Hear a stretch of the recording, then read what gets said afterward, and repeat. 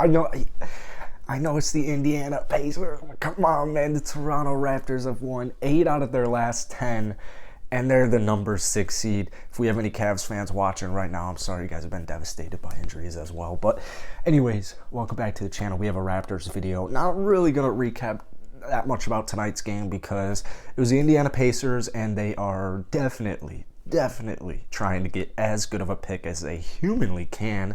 But there's a couple things I wanted to talk about, man. I've been making Raptors videos all season, and I feel like they're healthy now. So basically, Freddie got arrested tonight. I saw a lot of people, in like mentions on Twitter getting worried, like, oh, what's wrong with Fred? Like, why isn't he playing? Why isn't he playing? He's got a bad knee, and they're playing the Pacers, and they just won 131-91. So welcome back to the channel, man. If you're new here, be sure to hit that subscribe button. I post Raptors content like 5 times a week, along with NBA videos several times a day.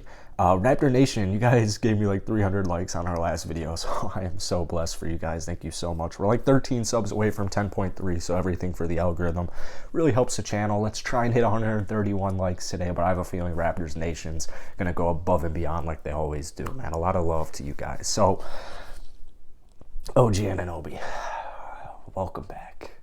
Welcome back, OG Anunoby. And, we haven't really seen... I feel like, OG just came back like a couple of days ago. We haven't really, there's like a freaking eyelash in my eye. We haven't really seen OG at full strength yet. But man, one thing I've been talking about a lot in the last, feels like a freaking eternity ever since OG got injured, is that whenever this cat comes back, I was really hoping it was going to be within the final 10 games of the season. That's exactly what happened. Like, OG is so young, first of all. Dude's averaging 17 and a half. And I'm not trying to diss him one bit, but I feel like as far as, efficiency goes, or just what I think OG is capable of, it was, the most subtle 17 and a half points per game I think I've actually, seen in a very long time. I mean, this guy, if he can get consistent like he has been, which I would imagine he's getting to, I mean, the Raptors are money, dude. They have literally, in my opinion, one of the most talented top 5 rosters. You have Freddie, you have Gary, you have Scotty, you have Siakam, you have Scotty. This is such a good team. I might have just said Scotty's name. I meant OG twice. And the bench is coming alive, dude. The bench is coming alive. And I'll talk again about Armani Brooks because you guys see his flag. You guys took him from us. We weren't giving him an opportunity for whatever freaking reason. It must be the 88 point guards the Rockets have. But we're not here to rant about the Houston Rockets. I gotta pinch myself. Anyways, Armani offers this team a lot. A lot. And I know if you look at his stats, Armani is not having a good season. I'll say this. Never had a proper opportunity in Houston. At any point when he was a part of the Houston Rockets, did he ever have consistent playing time? This guy would play for 20 minutes one day, and then you wouldn't see him for 2 weeks. You can't get into a rhythm. This guy is a shooter. He can do a lot of different things, too. We saw 6 assists from him tonight. His playmaking is greatly improved. If you are playing once every 2 weeks and you don't even know how many minutes, it's like, how are you going to get in a groove? Especially if you're a shooter, you can't get in a groove. Shout out to the Raptors, giving this man a deal. He is going to pay dividends for you guys in the playoff. I promise you. He brings a much needed 3-point spark off of the bench because you have, with Malachi out, you basically had kind of this 8-ish 9-man rotation where your bench is kind of consisting of Kem, a little bit of Precious, a little bit of Boucher, a little bit of Thaddeus. None of those guys, except maybe Chris Boucher, are guys I want taking consistent threes. Actually, that's disrespectful to Precious. I think he's at that level now. He's improved greatly throughout the season. But Armani, with Delano Banton being the point guard, Delano's going to be a stud. But as far as shooting goes, he's just not right there yet, right? He's a very young player. He's a rookie. The shooting just isn't there yet. I mean, even look at Cade Cunningham, 40% last year in college. He's shooting 32% right now. So give Delano time.